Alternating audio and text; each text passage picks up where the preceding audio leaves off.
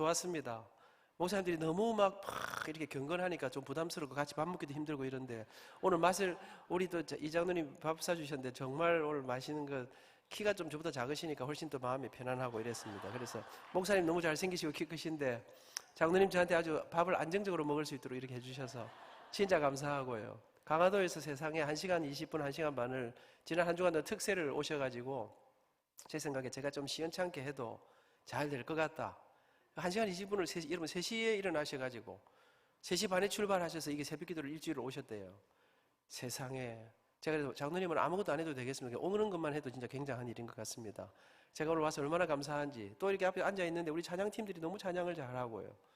찬양대 제가 걱정했었습니다. 왜냐하면 이 예배당이 넓은데 저 31명 앉아가지고 소리가 잘 날란가 했는데 얼마나 잘하시는지 감동적이었습니다. 남자들 보기는 그렇게 노래 잘하게 안 생겼는데 목소리 우리 지휘자 훌륭하시고 이래서 좋은 찬양으로 함께 은혜가 나누고 제가 보니까 오늘 열심히 안 해도 될 것 같습니다. 왜냐하면 와보니까 교회가 너무 괜찮아요.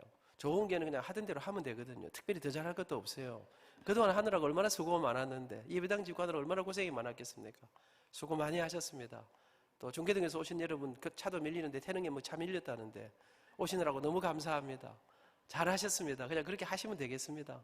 저는 사실은 여러분 아시는 저는 목사님이 아닙니다. 저는 음악 선생입니다. 제가 찬양대 잘하니 못하니 한 거에 대해서 이해해 주시기를 바라고 제가 그래도 제가 25살에 고신대학교 음악과 교수가 되어서 올해까지 이제 37년 요즘 제가 이제 총장하느라고 이제 음악 수업을 못 하고 있습니다만은 그래도 제가 37년 동안 노래 가르치고 노래 부르고 지휘하고 제가 이래서 노래에서 밥 먹고 살았습니다. 근데 여러분 제가요 생각해 보니까 제가 이런 자리에서 이런 부흥회를 인도한다. 들어오니까 현수막이 쫙 걸려 있는데 어색해요. 이상해요. 내가 어쩌다 이래 됐는고. 음악회 합니다. 포스터가 붙어 있으면 모르겠는데 신년 부흥회 강사. 근데 여러분 제가 그동안 한 4,000교회 이상 다녔습니다.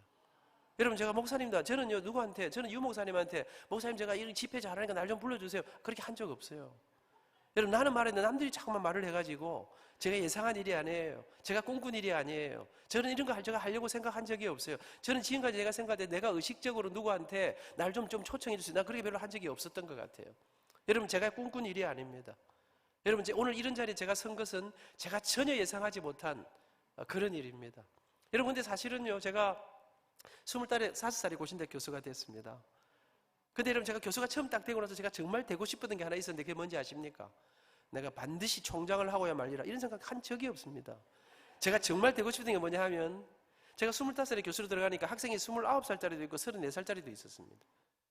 사람들이 나한테 나이를 물어보는데 아이고 안 교수 올해 연세가 어떻게 되시오? 연세가 뭐 있습니까? 25살인데 25입니다 6입니다 하는데 제 마음속에 빨리 30살이 되면 좋겠다. 30만 되면 누가 내보고 나이 적다 하겠나? 여러분 제 가슴 제 마음속에 정말 30이 그렇게 되고 싶었어요. 근데 여러분 젊었을 때 어릴 때는 나이가 세월이 얼마나 안 가는지 이 26, 7, 8, 9이 5년이 50년처럼 더디 가더라고요.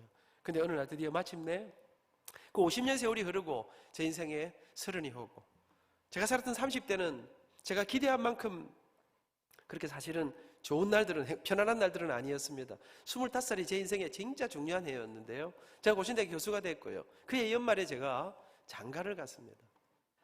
제가 그래서 제가 25살에 장가를 갔는데 지금 생각해보면 한 23살쯤 갔으면 더 좋았겠다 이런 생각하고 있습니다. 여러분 정말 그렇게 결혼을 했는데 우리 아버지가 대학교 여행 때 세상을 떠나셨습니다. 제가 여러분 장가를 가는데 돈이 없어서 돈 500만 원 융자내서 결혼했습니다. 제가 살았던 30대는 결혼하고 나서 좀 지나니까 아이가 생겼습니다. 어머니 모시고 아이 데리고 여러분 우리 아버지가 돌아가면서 물려준 빚 제가 장가 간다고 돈 500만 원 빌린 빚 여러분 제 가슴 속에 여러분 제가 살았던 30대는요 옆도 뒤도 돌아볼 겨를이 없이 그래 이 빚만 없어지면 이 전세방만 벌어서 나면 우리 아이 공부법만 할 말을 해줄 수 있다면 어머니 용돈 좀 넉넉하게 드릴 수 있다면 정말 열심히 살았습니다. 그렇게 정신없이 살았는데 그렇게 어느 날 그렇게 살던 어느 날 제 인생의 30대가 지나가더라고요. 그리고 제가 40대가 와서 제가 살았던 40대는 제가 꿈에도 생각 못한 일이 제가 재연소학과장, 재연소학부장, 재연소학장 제 위치가 바뀌어가기 시작했습니다. 저는 30살의 교회 안수집사가 되었습니다. 34살의 교회 장로가 되었습니다. 여러분 그리고 여러분 장로님이 뭔지도 잘 모르고 저는 장로가 되었습니다. 그리고 제 인생에 제가 생각도 못한 전국에서 저를 부르기 시작했습니다. 세계 수많은 나라들이 저를 불렀습니다. 꿈에도 생각 못한 일들이 여러분 정말 상상도 할 수 없는 많은 무대들이 제 인생에 펼쳐지기 시작했습니다. 그렇게 40대가 지나갔습니다. 잊지 못합니다. 12월 31일 송구영신 예배를 드리러 성일대 들고 나가는데 문 앞에 턱 걸려있는 칼렌더를 보고 제가 심장이 멎는 줄 알았습니다. 올해가 몇 년도고. 그럼 내가 몇 살이지? 여러분, 제 가슴에 20살의 피가 끓고 있는데 그렇게 제 인생에 믿을 수가 없는데, 지금은 뭐 100세 시대가 돼서 50이면 청년이지요. 그때는요 50이면 다 돼간다 그랬거든요. 그런데 제 인생에 믿을 수가 없는데 50이 찾아왔습니다. 여러분, 제가 50이 되고 한 몇 년 동안 이거 뭐 계산 잘못된 거 아니가? 이거 아무리 계산해도 계산은 잘못되지 않았습니다. 왜요? 아들놈이 치고 올라오는데요. 우리 아들이 결혼했습니다. 손녀가 있습니다. 이제 곧 시집 보낼까 생각하고 있습니다. 5살입니다. 충분히 말이 통합니다. 여러분, 그렇게 아들놈이 치고 오는데 아버지가 어떻게 늙지 않을 수 있겠습니까? 그렇게 50에 오니까 50 하나 50도 50 막 올라가는데 그렇게 믿을 수가 없는데, 작년에 이 시기에는 제 회갑이라고 우리 아들들이 사준 시기입니다. 그렇게 60이 지나고 꿈에도 생각할 수 없는, 상상도 못한, 여러분 저는 아직도 제가요 60이라는 게 믿어지지 않는데, 그런데 그렇게 제 인생에 60이 이렇게 지나가고 있습니다. 예언 한 가지 할까요? 예언까지 안 하게 생겼죠. 절대로 틀리지 않을 예언, 반드시 이루어질 예언. 여러분의 인생에 곧 조만간에 반드시 70이 온다는 사실입니다. 죽겠나? 웃지요 자매. 곧 자네가 이 선생님 이야기를 하게 될 걸세. 사랑하는 여러분, 그렇게 여러분 제 지나간 60년을 돌아보니까요, 꿈에도 생각 못한 길들을 걸어서 꿈에도 생각 못한 경험들을 하고, 사실 이런 자리는 제가 대학의 총장이 고신대학의 총장이 된다, 제가 예상한 일이 아닙니다. 여러분, 제가 이런 걸 위해서 뭐 막 긴 설계를 하고 그렇게 기도하고 한 적도 없었습니다. 그런데 이렇게 제가 이런 자리에 서 있습니다. 청년 여러분, 학생 여러분, 절대로 자살하지 마십시오. 경상도 아줌마들 무섭습니다. 아이들이 애미기고 이러면요, 나가 죽어라 이놈의 자석 합니다. 제가 학생들에게 말합니다. 절대로 나가도 안 되고 죽어도 안 된다. 왜? 엄마가 꿈에도 생각 못할 일이 지금부터 10년 후, 15년 후에 여러분을 통해서, 엄마가 상상도 하지 못해서 기도도 못한 그런 일들이 우리의 인생에 펼쳐지게 된다. 그래서 여러분, 절대로 자기 자신, 오늘의 내 모습을 보고 내가 내 인생을 함부로 예단하고 이런 인생 살아서 뭐 하겠다 이래서 하면 절대로 안 된다는 것입니다. 우리가 꿈에도 꿈꾸지 못한 일들이, 상상도 못한 일들이 우리 앞에 준비되고 있다는 사실입니다. 여러분, 저는 37년 동안 음악에서 살았습니다. 근데 여러분, 제가요, 내가 평생에 음악 교수로 노래에서 밥 먹고 산다, 이건 내가 꿈에도 생각 못한 일이에요. 왜? 제 어릴 때 꿈은, 정확히 말하면 제 꿈이 아니고 우리 아버지 꿈이었습니다. 우리 어머니 아버지 이부스 피난 오셨습니다. 가난하고 힘들고 어려웠던 그 시절, 앞이 안 보이던 그 시절. 근데 우리 모든 부모님들의 꿈이 무엇입니까? 나는 고생하죠, 나는 힘들지만, 나는 어렵게 살지만 내 자식들은 나처럼 살게 할 수 없다. 그래서 우리 부모님들은, 우리 모두에게, 우리 대한민국의 모든 부모님들이 내 새끼를 뭐 만들고 싶어 했는가 하니까 의사 만들고 싶어 했습니다. 판사 만들고 싶어 했습니다. 배 나온 사장님 만들고 싶어 했습니다. 먹고 살 배불리 먹을 게 없었으니까. 우리 아버지 저한테 어릴 때부터 하신 말씀이 있습니다. 미나 누군지 아시겠죠? 제 이름이 안민입니다. 미나, 아버지가 아무리 힘들어도 너 한번 뒷바라지 볼 테니까 너는 커서 훌륭한 의사가 한번 돼보거라. 여러분, 저는 어릴 때부터 아버지 말씀을 잘 들었습니다. 알겠습니다. 제가 의사가 되겠습니다. 제가 공부도 좀 잘했었거든요. 표정이 웃으시는데 왜 웃으시는지 모르겠어요. 잘했습니다. 제가 열심히 공부해서 나는 커서 의사가 된다 생각하면 그렇게 잘했습니다. 근데 여러분, 제가 어릴 때부터 남들보다 좀 잘하는 게 하나 있었습니다. 그게 뭘까요? 제가 노래를 좀 잘했었습니다. 제가 음악교 대병은 초등학교 3학년 때였습니다. 뭐 대단한 대회를 한 건 아니고요. 교회가 이름 성악교를 하면 옛날에는 꼭 대회를 여러 가지 했습니다. 그 중에 하나가 노래 대회였습니다. 초등학교 3학년 때 첫 출전했습니다. 몇 등 했을까요? 아직도 감이 안 잡히는 사람들은 인생 살기가 조금 힘들겠죠. 여러분, 제가 뭐 출전한 사람은 7사람밖에 없었습니다만 제가 중에서 1등을 했습니다. 그때부터 저는 우리 교회에서 부활절, 성탄절, 추수감사절 행사만 하면 제가 동무대를 이루었습니다. 여러분, 제가요, 아이들끼리만 노래 잘하는 사람이 아닙니다. 어느 주일날 예배 드리고 있는데 어른 차인데 지자쌤이 오시더니, 안민이 너 다음 주일날 어른 예배 때 거룩한 성 솔로를 네가 좀 하거라. 거룩한 성 아십니까? 잘 모르시는 분들은 엄청 어려운 노래들을 생각하시면 되겠습니다. 그 노래에 솔로가 독창이 3번이 나옵니다. 우리 교회는 조그마한 교회였습니다. 찬양대가 이렇게 잘하는 찬양대가 아니고 몇 사람도 매지 안 됐습니다. 그러면 제가 어른 예배 참석해서 키가 작으니까 의자 위에 올라가가지고 이제 앞부분이라는 독창을 제가 하기 시작합니다. 나 어젯밤에 절대한 꿈을 꿨네. 그 옛날 예루살렘 성에 대섰더니, 솔로 하면 어른들은 뭐합니까? 뒤에서 예루살렘, 이제 이 백코러스를 하는데 이 노래가 시원찮아. 이렇게 제자교회 찬양대처럼 잘하지를 못했어요. 제 빛나는 목소리만 예배당을 울렸습니다. 여러분 제가요 교회에서만 잘 나간 사람이 아닙니다. 아침에 제가 지금 생각해보면 주일학교 어릴 때 참 좋았어요. 제가 가방 메고 이제 학교를 갑니다. 그러면 우리 학교에서는 언제나 가까이 가면 이제 스피커에 아침마다 노래를 항상 틀어줍니다. 어떤 노래가 들려옵니까? 우리의 소원은 통일, 꿈에도 소원은 통일, 푸른 하늘 은하수, 하얀 쪽배에 엄마가 섬 그늘에 굴 따라가면 아기가 혼자 남아집을 보다가 누구 목소리 나올까요? 아직도 감이 안 잡히십니까? 심각합니다.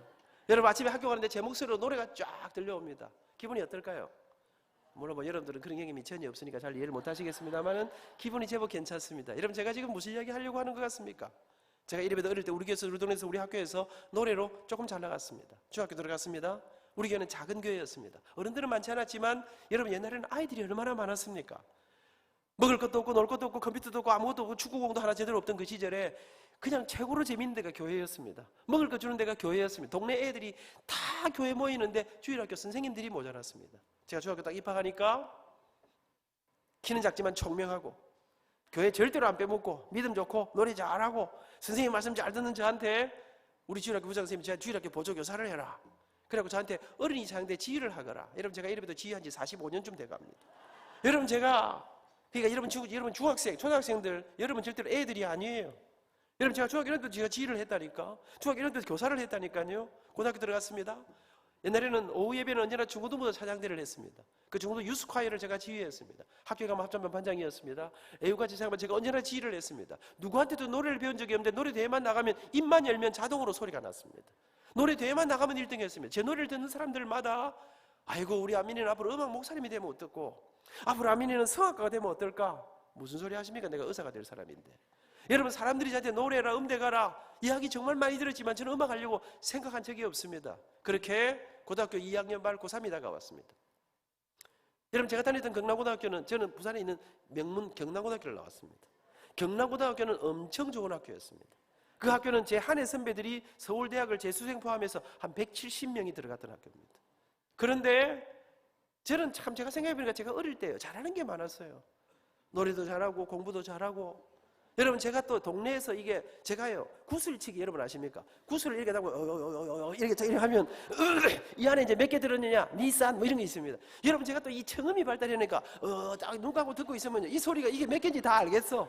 그러니까 제가 동네에 있는 모든 애들의 구슬을 제가 다 따는 거예요. 여러분 제가 잡기에 다양하게 능했습니다. 저 멀리 있는 거 이렇게 맞추는 거 이런 거예요. 잘했거든요. 제가 골프를요 해본 적이 없는데 미국에 딱 교환교수로 가서 제가 전도한 사람이 그러니까 제가 다니던 교회는 이제 골프를 하는 사람은 바른지 주일날 오면 월요일날 골프를 데려가고 테니스 치는 사람은 테니스하고 이래 하는데 제가 전도한 사람이 골프를 한다는데 제가 안 가면 안 간다는 거예요. 그래서 우리 교회 집사님 한 분이 저한테 골프채를 주면서 일단 저 사람 때문에 같이 가자 하더라고요. 제가 또 어릴 때 자치기를 얼마나 잘한 사람입니까? 목사님 세상에 제가 이걸 가지고요 내 생각에 딱 보니까 저거 못 맞추겠나 싶겠더라고요. 근데 제가 해보니까 이분들이 저한테 제가 첫날 가서요 욕심 없이 톡톡 치니까 또 못 치는 사람이 막 이상하게 치는 사람 제가 놀랍게도 한 번도 안 쳐본 골프공을요 저보고 천부적인 타이거 우즈의 그 버금가는 이 재주가 있다 하더라고요. 그러니까 제가 이런 거 잘하죠. 그런데 이런 다양한 잘하는 것 중에 제가 또 이제 이런 소리 하면 또 너무 길어지는데 안 되는데 이제부터 좀 실제없는 소리 안 하고 넘어가도록 하겠습니다. 제비뽑기를 잘했습니다. 제가 경남고등학교를 제비뽑기 1회로 들어갔습니다. 학교는 비상사태였습니다.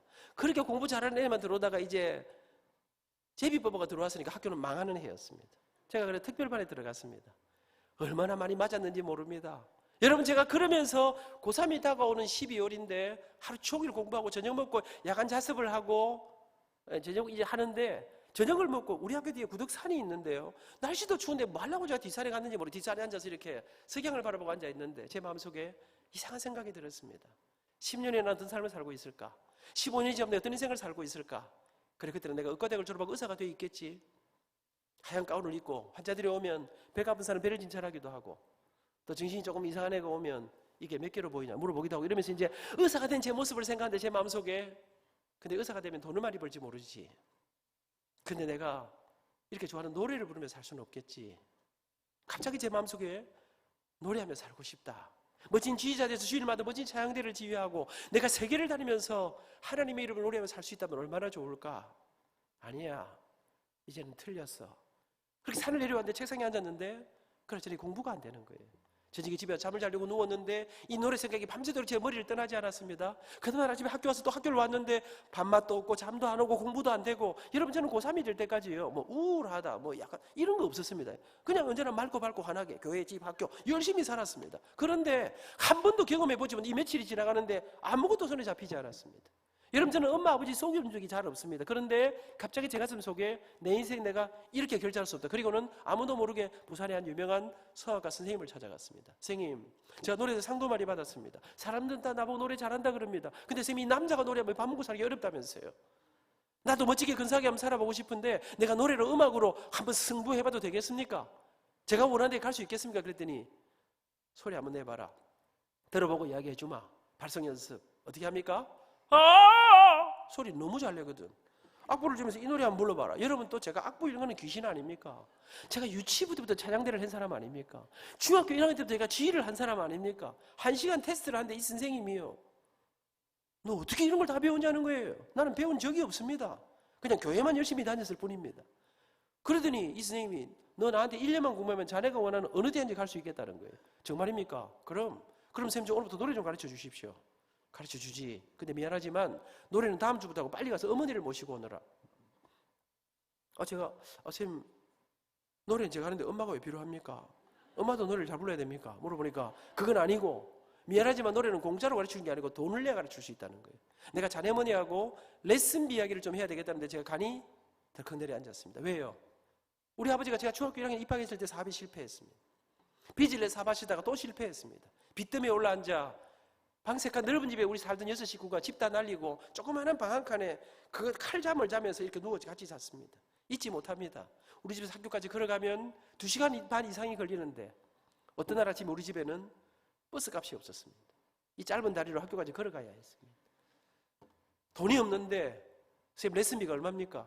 레슨비는 1시간에 5,000원이고 일주일에 2번 해야 되고 한 달에 8번이라서 한 달에 4만 원이다. 근데 제 가슴이 무너졌습니다. 왜냐하면 지금은 돈 4만 원이 큰 돈이 아니지만 제가 대학 입학할 때 첫 학기 등록금이 10만 8,200원인가 하여튼 그랬었습니다. 지금부터 41년 전 이야기입니다.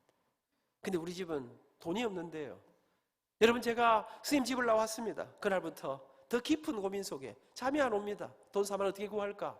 내가 노래한다면 과연 우리 어머니 아버지는 뭐라 그러실까? 근데 여러분 너무너무 하고 싶었습니다. 어느 날 용기를 냈습니다. 근데 안 되면 그래 안 되면 안 되고 아버지한테 말씀이나 한번 드려보자. 그리고는 비장한 각오를 하고 아버지 앞에 무릎 꿇고 앉았습니다. 아버지, 저 노래대가 상 많이 받은 거 아시죠? 제가 이번에 어떤 선생님한테 테스트 받았더니 제 목소리 이거 죽인다 하던데, 아버지 제가 의과대학 말고 음악대학 가고 싶습니다. 근데 아버지 음대를 가려면 레슨 받는데 레슨비가 한 달에 4만 원이랍니다. 딱 1년만 밀어주시면 제가 대학 가서는 제가 돈 벌어서 공부할게요. 저 노래하게 음대 가게 저 레슨 좀 받게 1년만 밀어주시면 안 될까요? 저는 그날 저녁에 우리 아버지 눈빛을 잊지 못합니다. 너 지금 무슨 소리 하고 있니? 네가 노래를 불러? 야 이놈아, 여러분 옛날에는요 남자가 노래한다, 여러분 기타만 들고 다녀도 저거는 인간 안 되겠구나 하던 시절 아닙니까? 너 이만 고3이 코앞인데 지금 무슨 엄마 아버지 너 하나 바라보고 죽을 고생하고 있는데 네가 지금 노래 음대 레슨 그게 뭐 하는 기고? 아버지 일주일에 2번 한 달에 7번 한 번에 주니 4만 원인데 1년만 더 주지 공부 열심히 하고 내가 아버지 지금 말씀도 잘 듣고 한 점 설득하는데요 제 눈에 뭐 불이 번쩍했습니다. 뭐 성령님이 임하신 게 아니었습니다. 우리 아버지 주먹이 날라왔습니다. 그날 2시간을 두드려 맞았어요. 여러분 저는 아버지한테 맞아본 적 없습니다. 착하고 모범적이고 공부 잘하고 정말 모범적이던 아들이 갑자기 이게 노래하는 이게, 여러분 우리 아버지는 하늘이 무너지는 소식이 이게 주먹으로 날라왔습니다. 2시간을 두드려 맞고 누웠습니다. 근데 잠이 안 왔습니다. 죽어도 해야 되겠다. 내일 다시 한번 붙어봐야 되겠다. 그렇게 3일 저녁을 집안을 뒤집었습니다. 아버지 절대 안 된다는데, 근데 여러분 이상하지요. 나는 포기가 안 됐습니다. 저녁마다 집안을 뒤집다가 제가 새벽에 일찍 일어났습니다. 우리 어머니 뒤를 따라 나갔습니다. 어릴 때 제 집이 잘 살았습니다. 우리 엄마는 집에서 우아하게 살림만 하던 분이었습니다. 근데 어느 날 집안이 기울 대로 기울자 우리 어머니는 더 이상 집에만 계실 수가 없었습니다. 언젠가부턴가 봉제 공장에, 이 와이사스 만드는 공장에, 그것도 시다로 20년 가까운 세월을 새벽에 들어가 나가서 밤이 늦어 들어오시곤 했습니다. 제가 출근하는 어머니 뒤를 따라 나갔습니다. 엄마, 깜짝 놀라 보시길래 눈에 도끼를 품었습니다. 어머니, 내 노래 안 시켜주면 어디 가서 확 죽을 삐끼다. 여러분, 제가 엄마를 협박하기 시작했습니다. 3일 세배를 엄마를 붙잡고 협박했는데, 근데 집안에 돈이 없으니까요. 우리 어머니가 제 손을 붙잡더니, 미나, 우리 집에 노래가 웬 말이고, 아버지 절에 펄펄 뛰지. 또 음악이라고는 두고 뒷바라지 하는 게 우리가 무슨 수로운 일 뒷바라지 하노? 나중에 엄마 아버지가 원망하지 말고 지금 네가 할 수 있는 일은 공부밖에 없다. 마음 잡고 공부해라. 그러고 가시는 거예요. 이제는 더 이상 길이 없었습니다.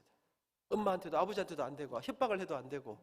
근데 여러분, 저는 이 노래 속에, 음악 속에, 예술이라는 것 속에 내가 내 마음을 어찌할 수 없는 이 이상한 마약 성분이 있는 걸 제가 몰랐습니다. 그렇게 태어나서 처음으로 나락 속으로 빠져드는 절망 속에 밤마다 집안이 잠을 못 잤습니다. 아무도. 밤새도록 제가 뒤척이니까. 그러던 어느 날이었습니다. 그렇게 뒤척이다가 잠이 들었는데요, 누가 저를 막 흔들어 깨워요. 자다 눈을 떠보니까 우리 어머니예요. 미나, 따라 나오너라. 우리 집이 방이 있고 마루가 있고 그 다음 바깥입니다. 마루에 나가서 불을 켰는데 보니까 엄마가 눈이 퉁퉁 부었어요. 우리 엄마 눈에 눈물이 묻어요. 그때까지 우리 어머니는 잠을 못 주무시고 울면서 저 때문에 기도하고 계셨어요. 우리 어머니가 제 손을 붙잡더니, 미나, 어쩌려고 이러니? 왜 이러는 거야? 정신 차려야지. 마음 잡아야지. 그러더니, 그래, 안 되겠다. 말해봐라. 엄마가 어찌 해줬고, 어찌하면 네가 마음 잡을 수 있는 그 레슨인가 그거 어떻게 하면 되는지 말해봐라. 갑자기 제 귀가 번쩍 뛰었습니다. 정말이에요, 엄마. 그러면 선생님 좀 만나주세요. 만나서 어쩔까? 그냥 선생님 말씀하신 대로 예예하고 오면 됩니다. 약속 잡으라는 거예요. 엄마는 돈이 없는데 반신반의하면서 어머니를 모시고 선생님을 찾아갔습니다. 우리 선생님께서 레슨비는 4만 원입니다. 선불입니다. 지금 생각하니까 그 선생님 돈을 너무 많이 받았어요. 5천 원 엄청 비싼 거였어요. 나중에 유명한 분이었는데요. 입시 때는 설명하고 쭉 설명하는데 어머니는 분명히 대책이 없는데 어머니가 이상해요. 네, 알겠습니다.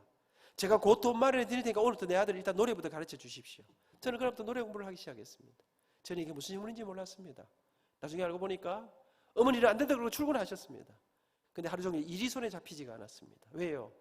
하나밖에 없는 아들이, 목숨보다 귀한 아들이 밤잠을 못 자고 아무것도 못 먹고 아이가 폐인처럼 무너져 갑니다. 우리 어머니가 고민에 빠졌습니다. 이러다가 진짜로 내 아들이 어디 가서 콱 사고 치면 어찌할까? 저는 절대로 죽을 마음이 없었습니다. 그냥 협박했을 따름입니다. 근데 어머니는 제가 정말 사고 치울까 싶어서 저를 노래시키기로 결심하신 것입니다. 저는 그때 깨달은 거 하나 있습니다. 아, 협박하면 안 되는 게 없구나. 왜? 사랑하니까. 그날부터 어머니는 밤 10시간 넘도록 야근을 하고 들어오셔서는 새벽 2시, 3시간 넘도록 마루에서 인형도 입고 철사도 끼우고 별짓을 다 하면서 어머니는 돈을 마련하기 시작했습니다. 그렇게 몇 날이 지났습니다. 어느 날부터 아버지가요, 밤에 퇴근하셔야 될 아버지가 밤에 집에 안 들어오시는 거예요. 엄마, 아버지 왜 집에 안 오셔요? 밤에 어디 가셨어요? 모르겠다. 저는 아버지한테 노래하는 거 비밀로 해달라 그랬습니다. 또 두드려 맞을까 싶어서. 근데 엄마 아버지 사이에 비밀이 없는 걸 몰랐습니다. 아버지는 다 알고 계셨습니다. 이놈이 그렇게 맞았는데 그렇게 말렸는데 기어코 노래를 시작했다고 하는데 엄마 힘으로 돈과 길이 없는 거 우리 아버지가 아시지 않습니까? 우리 아버지는 원래 공부를 좀 많이 하시고 글을 잘 쓰시고 그래서 조그마한 회사를 경영하시던 분이었습니다. 아버지는 몸이 약했습니다. 일을 잘 못하시는 분이었습니다. 벽에 못질도 우리 어머니가 다 했습니다.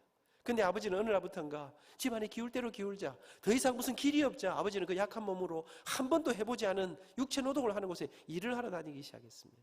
아버지는 저녁이면 쓰러지시도록 집에 들어오셨습니다. 그런데 아버지가 제가 노래를 시작했다는 말씀을 들으시고 그 밤에 그 지친 몸으로 집에 안 들어오시고 부산 영도 청학동, 지난 주간에 제가 우리 영도 구청장님하고 그 아버지가 다니시던 영도에 가면 영도에서 제일 큰 자동차 관련 회사가 하나 있습니다. 제가 그 회사 회장님하고 구청장님하고 셋이서 같이 밥도 먹고 같이 행사를 같이 했습니다. 아버지는 그 회사에서 밤새도록 경비를 서기 시작했습니다.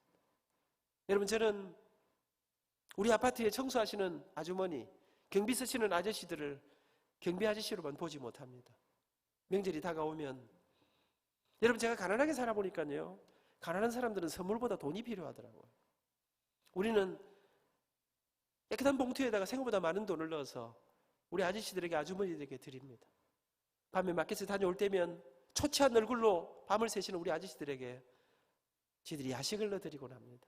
503원은 우리한테 어찌 이리 잘해주는가. 저는 그분들에게서 우리 아버지를 지난 노동절날 우리 학교의 모든 경비하는 경비원들, 청소하시는 아주머니들을 제가 다 총장실로 모셨습니다. 점심 식사를 준비하고 비누라도 하나 준비할까요? 제가 그래서 비누 말고 돈을 준비해라. 함께 식사를 하면서 제가 그분들에게 여러분들의 그 수고가 다음 세대 우리 아이들을 키우는 큰 일입니다. 여러분들이 그 청소하는 하나가 다음 세대 우리 자녀들을 키우는 소중한 일이라고. 여러분, 제가 그분들에게서 우리 엄마 아버지를 보거든요. 그렇게 어머니 아버지의 등골이는 지장 고생 가운데 저는 1년을 노래 공부를 했습니다. 입시가 다가왔습니다. 사람들이 그러대요. 부산서 그리 공부해갖고는 서울에 있는 대학은 꿈도 꾸지 마라. 옛날에는 모든 대학 교수님들이 다 레슨을 할 때입니다. 서울대학 가려면 서울대학 교수한테 레슨을 받아야 될 때였습니다. 근데 여러분, 안 된다는 거예요. 근데 여러분 아십니까? 옛날에는 촌놈들이 깡다구가 있었습니다. 가난한 집 아이들이 절대로 포기하지 않는 근성이 있었습니다. 여러분 방앗간에서 피아노도 없이 연필 가지고 책상 두드리면서 시창청음 연습했습니다. 정말 피아노가 필요할 때 밤늦게 우리 예배당에 달려가면요, 조그마한 풍금이 마룻바닥 우리 예배당에 놓여 그거 눌러가면서 공부했습니다. 공부는 정말 열심히 했습니다. 모든 과제곡 다 외웠습니다. 여러분, 또 제가 세상 물정도 잘 몰랐습니다. 한판 붙어본다 생각하고 서울음대 성악과에 원서를 넣었습니다. 시험 치러 올라왔습니다. 나중에 알고 보니까요, 그때 당시에 서울대학 교수님이 한 8분인가 계셨는데 15명 뽑을 때인데 교수님 한 분이 한 60명씩 가르치고 있었습니다. 그러니까 경쟁률 어마어마했습니다. 시험 다 치고 이제 부산에 내려오니까 우리 아버지가 밤에 아버지 회사에 좀 나오라 하시더라고요. 그래서 제가 나갔더니 우리 아버지가 저를 딱 붙잡더니, 민아, 아버지가 음악계를 잘 모르지만 이번에 니 때문에 여기저기 좀 알아보니까 너는 떨어질 확률이 100%라 하더라. 니처럼 해갖고는 되는 사람이 없다 하니까 이제 니 원대로 한번 시험 써봤으니까 정신 차리고 마음 잡아라. 재수해라. 아버지가 무슨 짓으로 뒷바라지 할 기다. 그러고 내년에 의과대학 시험 치도록 그래 한번 해봐라. 여러분, 전교 1등해야 의과대학 가는데 수학 손 놓은 지 오래됐는데요. 여러분, 제가 발표가 다가오는데 사람들 이야기 들으니까 3년 동안 비행기 타고 다니면서 교수님들 레슨 받은 이야기 굉장하더라고요. 발표 전날. 여러분, 옛날에는 우리 집엔 전화도 없었고요, 컴퓨터도 없고 아무것도 없던 시절 아닙니까? 견딜 수가 없었습니다. 부산역으로 달려가 밤새도록 가는 완행열차를 타고 새벽에 서울역에 내렸습니다. 95번 버스를 타고 정말 추운 날이었는데요, 관악산으로 올라가는데 제 가슴 속에 꼴뚜라도 붙었으면 좋겠다. 떨어졌겠지. 가니까요, 사람들이 구름대처럼 들어가는데 옛날에 낭만이 있었습니다. 요새는 이거 하나 들고 띠리릭 합격, 띠리릭 우리 하지요. 여러분, 키는 작지요. 사람들 사이에 끼어 들어가가지고 이제 이름을 찾아야 되니까 밑에서부터 올라가는데요, 한참 올라가는데 이름이 안 보이더라고. 떨어졌구나. 그래도 봉인이 끝까지 다 봐야 될 거 아닙니까? 그러고 올라가는데 맨 꼭대기에 이름 2자짜리가 하나 딱 있더라고. 제 이름 같지는 않았습니다. 남의 이름 같은데 쳐다보고 있는데 눈물이 강물처럼 흐르는데요, 비 오듯이 눈물이 흐르는데 적혀있는 이름이 믿을 수가 없는데 편안한 백성민, 제 이름이더라고요. 수험 보내를 확인하니까 7723-0114 제 번호더라고요. 울면서 달렸습니다. 공주전화를 찾아. 우리 집엔 전화가 없었습니다. 엄마 회사에 전화를 했습니다. 공주전화 3불이었던 거 기억하십니까? 사무실에 전화하니까 우리 엄마는 시다로 일하고 있으니까 기다리라 이러더라고요. 기다리다 끊어지고 기다리다 끊어지고 마지막 동전을 넣고 전화가 거의 끝날 무렵인데 우리 어머니가 다급하게 전화를 받으셨어요. 어떻게 됐니? 엄마, 합격이다. 근데 우리 엄마가 안 믿는 거예요. 정신 차리고 잘 봐라. 그 동명이인 아닌가? 니는 될 택이 없다 근데 잘못 본 거 아니니? 근데 아들이 울고 있거든요. 장난은 아닌 것 같거든요. 우리 어머니가 정말이지? 그러더니 이 전화기를 붙들고 막 우시는데 둘이 울다가 전화는 띠 끊어져 버렸습니다. 그렇게 대학 입학한 지 이제 40년의 세월이 흘렀습니다. 여러분, 저는 솔직히 말씀드리면요, 입학만 하면, 합격만 하면, 열심히 아르바이트하고 열심히 공부하면 길이 아니겠다 생각했는데 제가 딱 들어가니까 내 동기들이 우리나라 경제부총리 따님이 있었습니다. 장관 아들이 있었습니다. 전라북도 도지사님 따님이 있었습니다. 오늘 제가 오후에 목사님 방에 조금 들어오기 전에 통화를 했는데요, 호남 지역에 재벌집 아들도 있었습니다. 여러분, 나는 입학해서 공부 시작해 보려고 하는데 아이들은 딱 만나니까 나는 곧 독일로, 미국으로, 이태리로, 프랑스로 유학 간다 그랬습니다. 모두가 꿈을, 모두가 비전을, 모두가 미래를 이야기할 때 나는 당장 다음 학기에 먹고 살 돈이 없고 등록금이 없었습니다. 하루하루를, 여러분, 나는 내 인생에 길이 보이지 않았습니다. 나는 어디로 가지 길이 안 보인다 생각했습니다. 근데 여러분, 참 이상하지요. 모두가 무슨 계획을 만드는데 아무 계획도 없는데, 돈도 한 푼도 없는데, 설상가상 아버지는 대학교 세상을 떠나버리셨는데, 여러분, 제 마음속에 여러분, 무슨 말, 나는 죽어도 공부해갖고 내가 하여튼 교수가 돼야지, 뭐 그 마음이 있었습니다. 꾸역꾸역 공부하고 대학을 졸업하고 대학원에 들어갔습니다.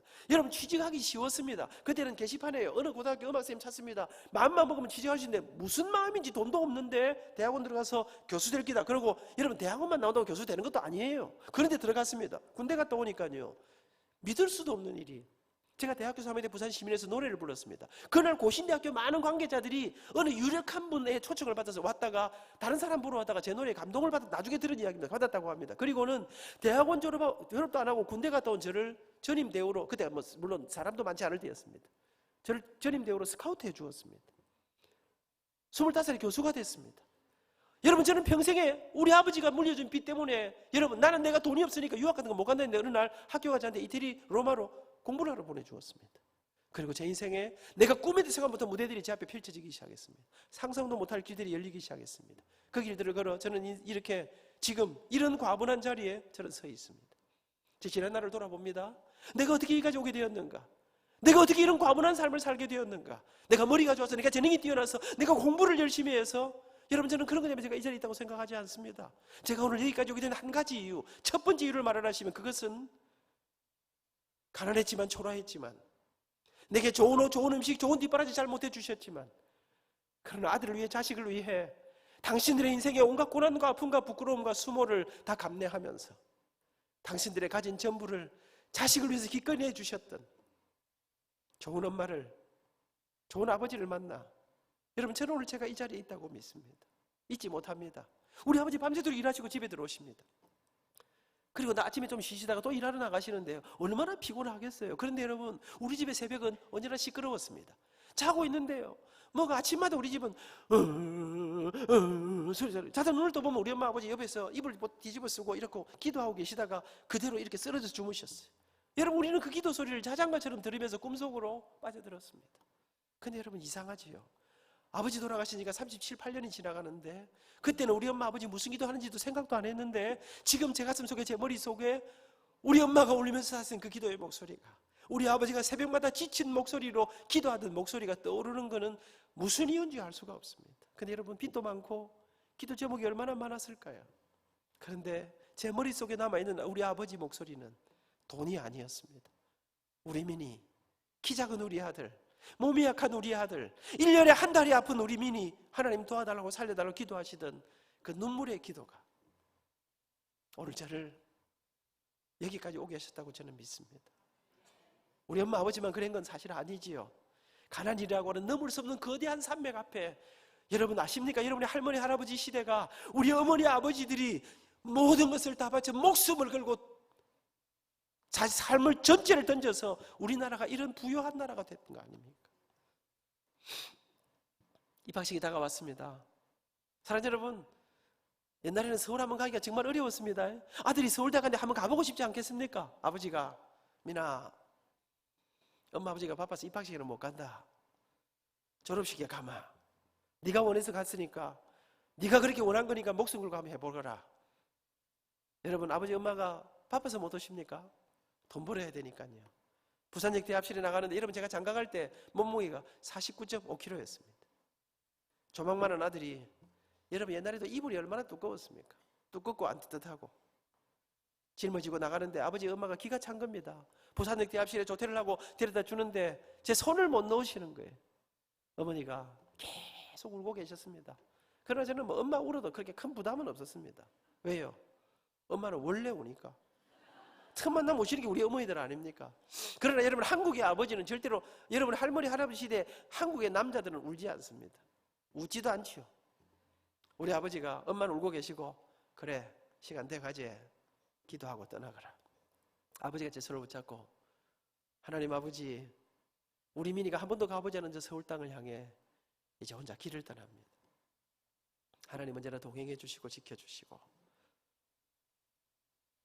그런데 여러분, 아버지 목소리가 떨려오기 시작했습니다. 저는 그날 태어나서 처음으로 아버지의 눈물을 보았습니다. 그날을 생각하면 제 가슴에 아픔이 있습니다.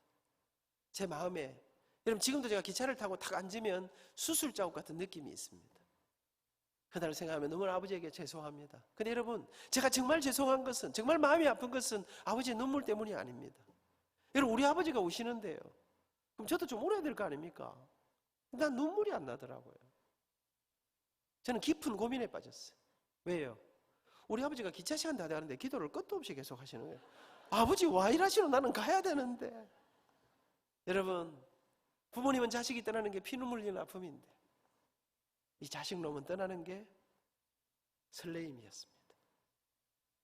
그렇게 아버지하고 마지막 이별하는 날인 줄도 모르고 저는 그렇게 빨리 가고 싶어 안달을 했습니다. 우리 아버지가 기차 시간 3분을 남겨놓고 아슬아슬하게 기도는 끝내주셨습니다. 뒤도 안 돌아보고 아버지가 밑에부터 들어섰습니다. 그게 아버지하고 마지막 이별하는 날인 줄 몰랐습니다. 서울에 올라왔습니다. 여러분, 어머니 아버지의 고생은 점점 더해갔습니다. 빚이 줄기는 것이 점점 늘어만 갑니다. 쉴 수가 없었습니다. 여러분, 저도 새벽 4시부터 일어나서 열심히 아르바이트 하면서 모든 식구들의 배려 속에 그래도 저는 고생은 했지만 저 혼자 공부를 했으니까요. 그렇게 대학교 1학년이 끝나고 2학년이 끝이 났습니다. 12월 중순이 되어서 이제 곧 방학을 하고 부산으로 곧 내려올 시간이 됐는데 갑자기 부산에서 전보가 날라와서 빨리 부산에 내려오라. 느낌이 이상했습니다. 우리 집에서는 어려운 일이 있어도 웬만하면 나한테 연락을 안 하는데 느낌이 이상했습니다. 밤기차를 타고 내려 새벽에 집에 들어가니까 사람이 아무도 없었습니다. 옆집에 제가 우리 식구들 다 어디 갔냐고 물어보니까 우리 아버지가 며칠 전에 회사에서 쓰러지셨다는 거예요. 보건병원에 입원해서 가보라 했습니다. 아침에 새벽에 달려가니까 아버지는 의식 잃고 누워 계셨습니다. 아침 의사 선생님을 만났습니다. 우리 아버지 어떻게 치료해야 됩니까? 그랬더니 허허 의사 선생님이 말씀을 못 하시는 거예요. 한참을 있더니 미안하네. 우리 병원에서 자네 아버지에게 해줄 수 있는 길이 없네. 다른 병원과도 마찬가지일 걸세. 장례치를 준비하셔야 될 걸세. 그러면서 근데 이 정도가 되려면 그동안 너무나 아프고 얼마나 고생을 스러웠을 텐데 왜 빨리 치료 안 했냐? 왜 빨리 병원에를 안 왔냐는 거예요. 이미 이게 얼마나 심각한지 이게 오래됐다는 거예요. 제가 내려와서 엄마, 아버지 왜 빨리 병원에 안 왔었어요? 그랬더니 어머니는 우시기만 하시는데요. 아버지는 당신 몸이 심각한 걸 알고 계셨습니다. 그런데 아버지는 지금 내가 병원에 들어가면 내 아들 공부도 포기해야 되고 집안도 풍비박산이고 아버지는 너무나 무모하게 진통제로 진통제로 버티면서 여러분 그 몸이 무너져 가는데 노동판에서 여러분 경비를 서면서 온갖 꾸준 일을 하셨습니다.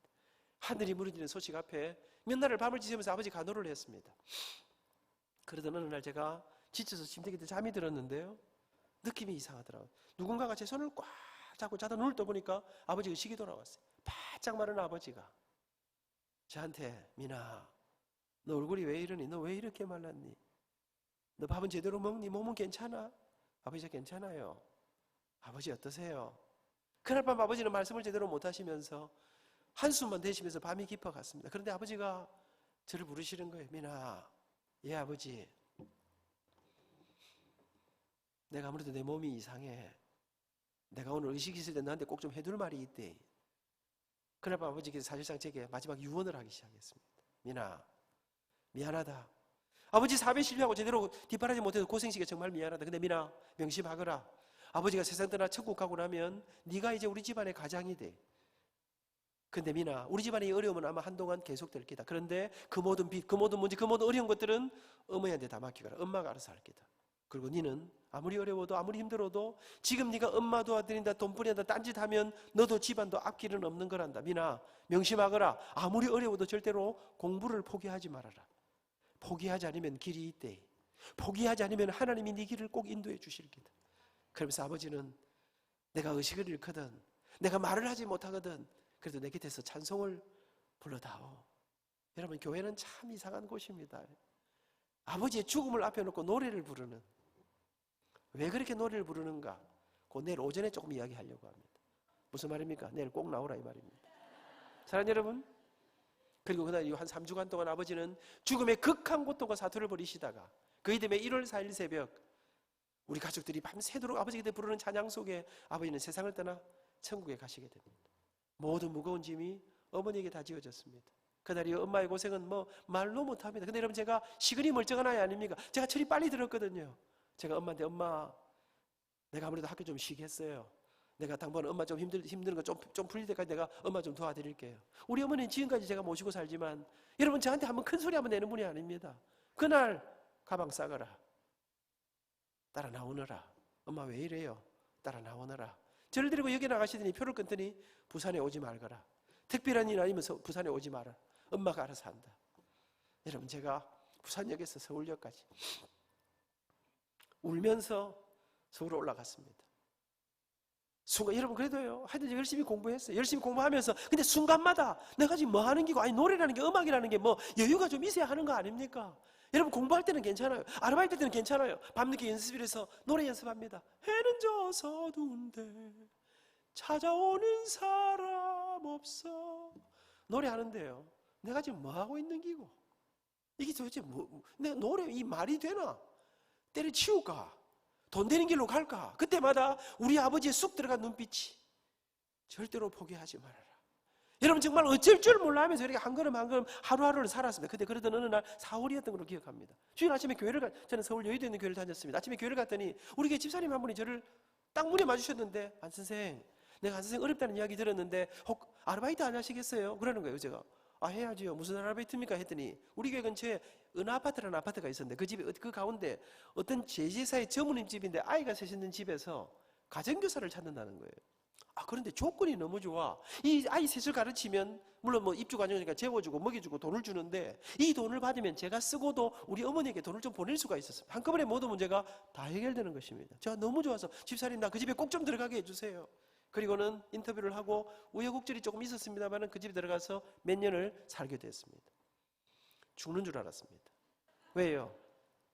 제가 이 집에 들어갈 때 한 가지 거짓말하고 들어갔습니다. 여러분 수학에 1이 있고 2가 있지 않습니까? 수학 1은 좀 쉽고 제가 딱 음악을 시작하면서 여러분 예비고사만 치면 본고사는 국어 영어만 있었습니다.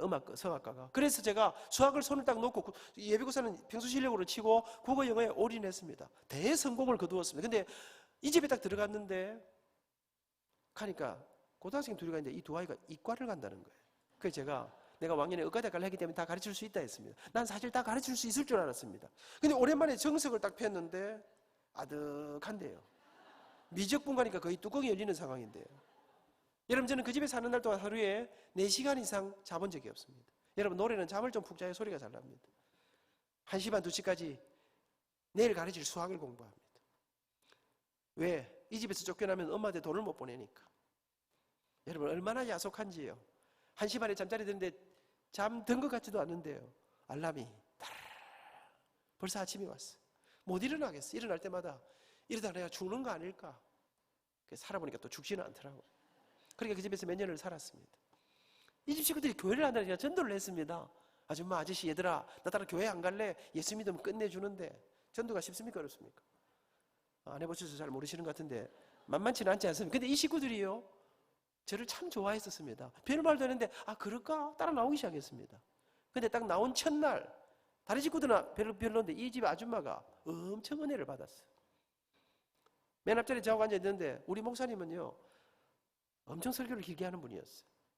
11시 예배 시작하면 예배 마치 12시 40분 이랬어요.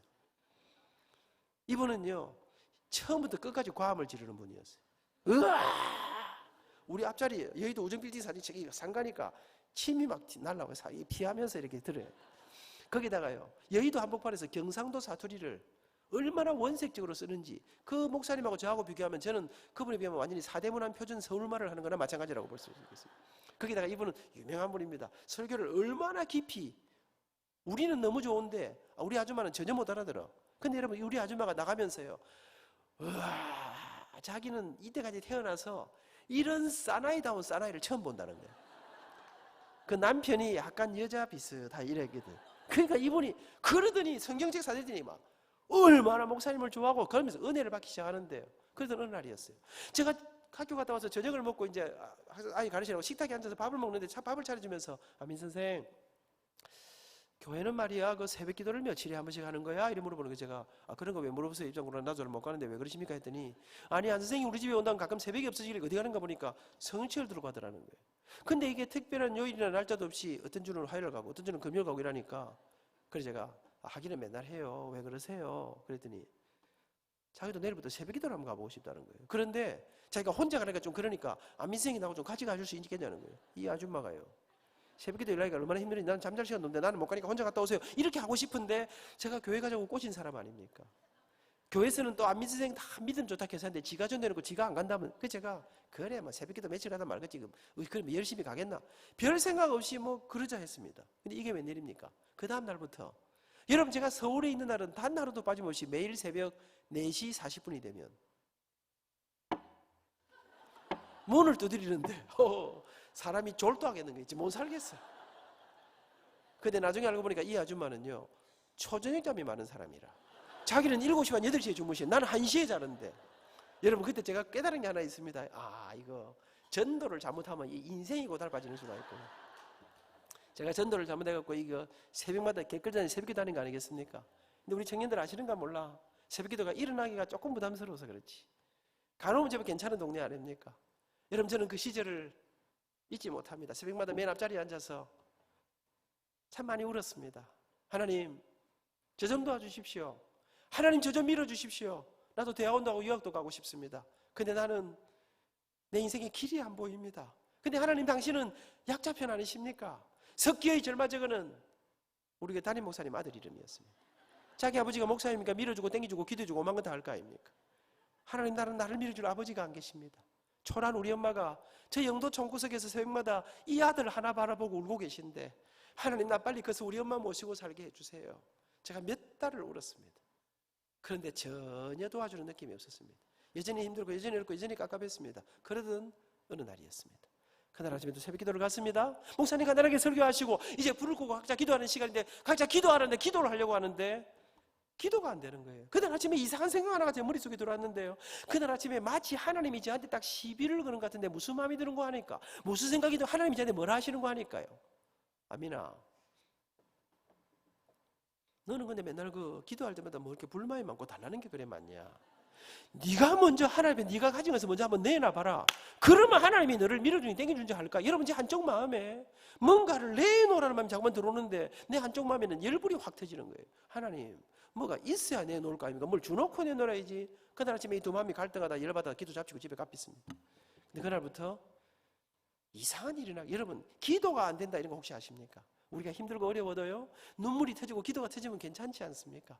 근데 여기가 꽉 막힌 것 같은데요 눈만 감으면 내놔라 이게 오는데요. 여러분 제가 처음에 하나님하고 협상했습니다. 하나님 이러지 마시고요 저를 좀 도와주세요. 저를 좀 밀어주세요. 내가 출세하면 돈만 내가 잘 되면 내가 절대로 하나님을 잊지 않을 겁니다. 그런데 어느 날 슬그머니 찾아온 이 마음이 떠나질 않는데 이게 어느 날 새벽에 폭발해버렸습니다. 제가 벌떡 일어났습니다. 내일부터 새벽기도 안 간다 이제. 해봐야 되지도 안 하는 거 집에 갚겠습니다. 근데 여러분 아십니까? 새벽기도를 매일 가는 사람은요 내일 하루 안 가야지 이렇게 생각하면요 그 다음날 아침에 더 일찍 깨집니다. 새벽에 4시도 안 돼 눈이 딱 떠졌습니다. 근데 나 갈 마음이 없었습니다. 여러분 20살짜리 아이의 가슴 속에 무슨 마음이 드는 거 하니까 이런 인생 이래 살아서 무슨 희망이 있겠노? 누워있는데 눈물이 콱 쏟아지는데요 이를 악물고 그리고는 이불 뒤집어서 새벽에도 안 가려고 누워 있었습니다. 그런데 4시 40분이 됐습니다. 우리 아줌마가 문을 두드리기 시작해요. 제가 할 수 없이 아줌마 저 오늘은 못 가겠어요. 근데 우리 이 아줌마가요 극성파 아줌마 영등포에 제가 몇 년 전에 영등포에 있는 영등포교회라는 교 집회를 갔는데요 거기 지금 은퇴하신 권사님이에요. 여러분 제가 보니까 이 사람이 워낙 이게 과격한 사람이었어요. 제가 보니까 연세가 드시면서 점점 더 과격해지는 사람이 있고 점점 좀 점잖해지는 분이 계신데 이분은요 제가 집회를 갔는데 완전히 저를요 자기 아들 부리듯이 제가 보니 더 별나졌더라고요. 아줌마가 문을 딱 열고 들으더니 민 선생 요즘 이상해? 안 선생이 나 교회 가자 그랬지? 하나님 살아계시다며? 그러면 이러면 안 되는 게 아니야? 팬티 입고 자고 있는데 이불을 시원히 걷었습니다. 여러분 내가 전도에 아줌마한테 멱살 잡혀가지고 새벽기도를 나와 앉았습니다. 목사님 설교가 한마디도 들어오지 않았습니다. 건드리면 이게 뭐가 터질 것 같은데 그렇게 있는데 설교가 끝나고 불을 끄고 각자 기도하라 했습니다. 기도가 안 나왔습니다. 앉아있는데 한숨만 나오는데 그렇게 한숨을 쉬면서 얼마를 앉아있는지 모르겠어요. 그런데요 그렇게 앉아있다가 한숨을 내쉬면서 나도 모르게 습관처럼 여러분 제 입에서 한마디가 그냥 쑥 빠져나와서 제가 깊은 한숨을 내쉬면서 제가 아버지 하는데 아버지 한마디 하는데 이게 수류탄의 안전핀이었습니다. 아버지 하는데 갑자기 통곡이 터졌습니다. 입을 틀어막았는데 이 통곡이 그치질 않았습니다. 인생 20살에 이 세상 어디를 둘러봐도 갈 길이 없어. 그 아침에 그렇게 제가 막 소리를 내면서 우니까 우리 권사님들이 갑자기 막 달래고 하는데 입을 틀어막아도 이 눈물이 그치질 않았습니다. 그렇게 태어나서 처음으로 우리 아버지 돌아가실 때도 그렇게 울지는 않았습니다. 얼마나 울었는지 한참 울고 나니 또 마음이 좀 편안해지더라고요. 눈을 떠보니까 우정빌딩 4층 창문으로 햇살이 쫙 들어오는데 거기에 뽀얀 먼지가 보이는데 이 우주 속에 저 혼자 떨어진 그런 느낌이었습니다. 학교 가야 할 시간이었습니다. 일어나서 얼굴을 딱 추스리고 조금 하나 아무도 없는 예배당을 이제 거슬러서 이제 학교를 가려고 나갔습니다. 나가려고 문고리를 잡고 나가려고 문을 딱 열고 나가는데 제가 그 문을 잡고 갑자기 서서 그래 맞아 그렇지 지나간 몇 달 동안 그렇게 싫어하고 그렇게 고민해도 생각나지 않던 갑자기 제가 문고리를 잡고 제 머릿속에 한 가지 생각이 탁 떠올랐습니다. 그래 여러분 저는요 어릴 때부터 승부근성이 강했습니다. 저는 여러분 내게 맡겨진 일은 맨날 밤을 지새워도 해내고야만 합니다. 오늘도 좀 열심히 하는 거 안 같습니까? 말도 빨리빨리 하고 제 마음속에 그래 내가 다른 거 할 거죠. 내 몸으로 때문에 뭘 못하겠노. 또 한 가지 여러분이 믿으실랑가 모르겠는데요 제가 이래봬도 어릴 때 여성들에게 상당한 인기와 관심과 주목을 받으면서 제가 자랐습니다. 사실입니다. 문제는 젊은 여자들은 제가 다리가 좀 짧으니까 별 감동이 없고 할머니 대실이 저를 참 좋아하셨습니다. 지금도 여러분 제가 각구청의 주부대학 여성교실 전국 예전도에 폭발적인 초등학교 다닐 때부터 우리 권사님들은 제가 찬양만 하면 울면서 제 찬양을 들으셨습니다. 여의도 권사님들이 저와 제 아내에게 베풀어 주신 그 정말 과분한 사랑과 배려들을 잊지 못하는데 그런데 저희들을 그렇게 이뻐하시는 우리 권사님 어르신들 가운데 한 분 두 분 노환으로 무릎이 허리가 건강이 안 좋아지시면서 예배드리러 못 나온 분들이 생기기 시작해요. 제 마음속에 찾아가자 지금부터 우리 교회 안에 편찮은 분 생기면 찾아가서 기도해드리고 다리 쭈물어드리고 찬송 불러드리면 얼마나 좋아하시겠노. 저는 그때부터 제 아내와 함께 그때는 아직 제 아내는 아니었습니다.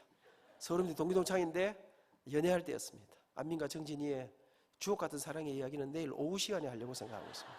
무슨 말입니까? 오후까지 다 오라 이 말입니다. 결혼 안 한 자매들 형제들은 다 오라. 여러분 저는 주일날 점심 먹어본 적이 없어요. 우리가 여의도 상가에 있어가지고요 새벽기도 하고 주일학교도 섬기고 교사도 하고 11시 예배 장대 지휘하고 나면 교회가 상가에서 밥을 못 해줬습니다. 빵 하나 우유 하나 먹고는 기타 들고 여의도 한양 쇼핑센터에서 노방전도를 합니다. 그리고 대학교 마치고 나면 저녁 예배 전에 비는 시간에 우리 집 사람하고 저하고 우리 교회 아픈 사람들 찾아다니기 시작했습니다. 그런데 여러분 제가 무슨 대단한 신유 연사를 가진 것도 아니고요 그냥 갔습니다. 그런데 여러분 그냥 갔는데 이상한 일들이 일어나기 시작했습니다. 그렇게 복음을 갚아들이면서 견디지 못해도 가족들과 그렇게 갈등하는 사람들이 예수님을 영접하기 시작했습니다. 여러분 지난 10월 달에 미국에 집회 가서 그 가족들 다 만났는데 우리 교회 딸 셋인 가족이 있었습니다. 다 우리 대학부 후배들이었어요. 어머니가 집사님인데 아버지만 교회를 안 나와서 이분이 그렇게 가족들을 핍박했습니다. 근데 이분이 말기암으로 돌아가시게 됐습니다. 얼마나 지독한 분이냐 하면요 우리 담임 목사님이 그분을 위해서 기도하러 갔는데 기도하는 목사님에게 물컵을 던진 사람입니다. 식구들이 매일 와서 그래요. 제가 혜련아 아버지 만나보러 가자. 오빠 안 돼요. 우리 집에 우리 아버지만 난리 나요. 괜찮다. 목사님 갔을 때 그럼 입장 곤란하지만 우리가 또 던지면 싹싹 피하다가 안 되면 도망오면 안 되겠나. 그래갖고 안 된다는데 찾아갔습니다. 근데 이미 가보니까요 이미 물컵 던질 힘도 없어. 복수가 차가지고 배가 이런데요. 얼굴은 새카만데요. 죽음의 그림자가. 제가 두 번째 딱 찾아가니까 링거를 못 꼽더라고요. 집안에서는 수의를 준비하고 장례치를 준비를 하고 있더라고요. 제가 마지막이다 싶어서 제가 한 말씀 드렸습니다. 어르신 집에 식구들이 매일 울고 있는 거 아십니까? 왜 우는지 아십니까? 대단히 죄송합니다만 어르신은 예수님을 안 믿기 때문에 돌아가시면 조금 찝찝한 동네로 가시도록 되어 있습니다. 다른 식구들은 예수 믿고 천국 가는데 그 동네하고 이 동네를 한번 갔다 하면 다시는 못 만나도록 되어 있습니다. 그래서 온 가족들이 아버지하고 영원히 이별할 날이 다가와서 섭섭해서 울고 하니 있습니까? 근데 어르신 사람이 왜 죽는지 아십니까? 죄 때문에 죽습니다. 그 누구도 우리를 그 죄에서 영원한 죽음에서 우리를 살려줄 분은 계시지 않습니다. 그런데 하나님께서 당신의 아들 예수님을 이 땅에 보내시고 십자가를 지시고 그 생명의 보혈로 그 피값으로 우리 죄값을 대신 치루어 주셨습니다. 그 예수님을 믿기만 하면 그 예수님에게 내가 죄인인 것을 고백하기만 하면 그분에게 손만 내미시면 우리 주님이 아버님의 인생을 아버님의 영혼을 책임져 주실 것입니다. 어르신 예수 믿으십시오. 그럼 제가 어르신 저는 교회에서 찬송 부르는 사람인데 오늘 제가 찬양 하나 해도 되겠습니까? 그러면서 제가 노래 그날 두 곡을 불렀습니다. 한 곡은 우리 아버지 장례를 치르러 산에 올라갔습니다. 갔더니 이제 화관 예배가 다 끝나고 이제 그 하관을 하고 마지막 취토를 하는데 우리 담임 목사님께서 지금 제 목교회 원로 목사님이신데 안 선생 부르시더라고요. 예 목사님, 아버지 천국 가셨는데 찬양 하나 해라. 저는 우리 목사님 완전 또라이 아닌가 생각했습니다. 상주 노래시키는 사람을 맹진신이라 할 수 있겠습니까? 근데 여러분, 저는 돌아보니까요, 제 생애에 우리 하나님께서 정말로 귀하신 스승님들을 제게 만나게 해주셨습니다. 저는 그런 분들을 통해서 제가 여기까지 올 수 있었다. 우리는 또 목사님이 시키면 꼭 하는 사람들 아닙니까? 제가 그날 아버지 장례를 치르면서 불렀던 노래를 그분 앞에 놓고, 어르신, 제가 우리 아버지한테 연락해 놓을 테니까 천국 가시면 우리 아버지하고 친구하고 계십시오. 그래서 제가 찬송 하나를 부르기 시작했습니다. 나는 약한 나그네요, 이 슬픈 세상을 가면 수고도 병도 위험도 없는 내가 가는 저 밝은 곳, 나는 가는 내 아버지께 더 이상 방황 없는 곳, 나는 가네 십자가 앞에 주님 품에 돌아가네. 나는 약한 나그네요, 이 슬픈 세상을 가면 수고도 병도 위험도 없는 내가 가는 저 밝은 곳, 나는 가는 내 구세주께 더 이상 방황 없는 곳, 나는 가네 십자가 앞에 주님 품에 돌아가네. 한 절을 부르고 또 한 절을 부르고 또 한 절을 부르는데 이분이 울기 시작했습니다. 그 눈물이 통곡으로 바뀌었습니다. 그 다음 주일날 이분이 들것에 지어서 강다리를 입혀놓고 세례를 받았습니다. 의사 선생님은 말기암의 고통 속에 아파하다 죽는다 그랬는데 통증이 사라졌습니다. 나흘을 더 살았습니다. 이분이 그렇게 거부하던 이분이 대구를 이 지씨 집안의 장손이었습니다. 자기 친척들을 다 불러 모았습니다. 그 집 식구들이 대부분이 다 예수 믿기로 결정했습니다. 그렇게 월화수목 불꽃같이 그렇게 가족들에게 복음을 전하다가 목요일 밤 잠자리 드신 가운데 세상을 떠나 천국에 가셨습니다. 잔치인지 장례인지 알 수 없는 감동적인 예배를 드리고 장지에 다녀오는데 제 가슴이 뛰었습니다. 근데 여러분, 다녀오는 버스 안에서 제 마음속에 또 한 가지 생각이 떠올랐습니다. 그래, 우리 교회 안에 있는 사람들하고 이 세상 바깥에 내가 찾아가서 만나주지 않으면, 내가 찾아가서 전해주지 않으면 자기 스스로는 절대로 이 생명의 복음을 들을 수 없는 이 땅에 진짜 불쌍한 사람들 누가 없겠나 생각하는데 한 사람이 떠올랐습니다.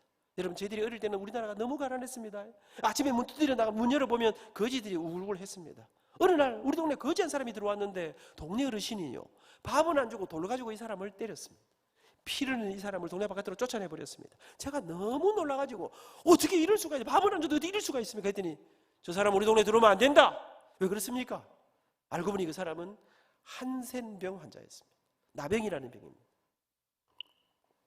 우리 학생들 잘 모르는 분들은 나중에 부모님에게 여쭤보세요. 여러분, 이게 살이 썩는 병이에요. 이 병에 걸리면 눈썹이 빠지고 손가락 바닥이 허물어지고 심한 사람은 눈알이 빠지고 하는 이런 사람이에요. 그래서 이 병에 걸리면 동네에서 쫓겨났어요. 가족과 함께 살 수도 없었어요. 여러분, 제 마음속에 이 세상에 가장 불쌍한 사람은 다시는 고향으로 돌아갈 수 없는, 다시는 가족과 살 수 없는 나 환자들이다. 찾아가자. 조사를 해보니까 강원도부터 소록도까지 겨울이면 얼어 죽었습니다. 굶어 죽었습니다. 저는 서울 인사동에서 아내와 함께 3회 공연의 음악회를 열었습니다. 표를 팔았습니다. 꽤 많은 돈을 모았습니다. 유니폼을 준비하고 우리 교회 본부처에다 이 짐을 싣고 일주일 동안 강원도부터 소록도까지 전국에 있는 나환자촌 투어를 떠났습니다. 예수님의 일생을 1시간짜리 음악회로 엮어서 가는 곳마다 음악회를 열었습니다. 이렇게 모입니다. 살썩는 냄새가 숨을 모십니다. 그런데 문제가 생기기 시작했습니다. 음악회를 시작합니다. 예수님 날 위해 죽으셨네, 왜 날 사랑하나, 겸손히 십자가 지시었네, 왜 날 사랑하나. 제 아내가 메조소프라노입니다. 그럼 이중창으로 착 받아 나옵니다. 왜 날 사랑하나 나와야 되는데 왜 주님 갈보리 가야 했나, 왜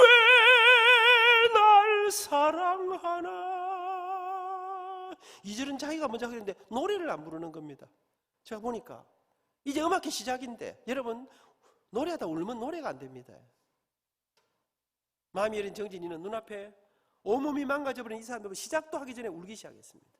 그 한 주간의 음악회는 제가 울면 집사람이 받고 집사람이 울면 제가 받고 너도 울고 나도 울고 그렇게 눈물바다가 됐습니다. 여수외양원을 거쳐서 마지막 날 소록도에 들어갔습니다. 약 1700명의 사람들이 소록도 중앙교회에 모였습니다. 소록도는 너무나 아름다운 섬입니다. 그런데 여러분 그 아름다운 섬에 여러분 고향을 떠나 이곳에 와 어떤 사람은 발가락이 다 날아가가지고요 그 얼마 안 되는 거리를 2시간 3시간을 그 비틀거리듯이 와서 예배당 앉았는데 그 2시간 집회가 눈물바다가 됐습니다.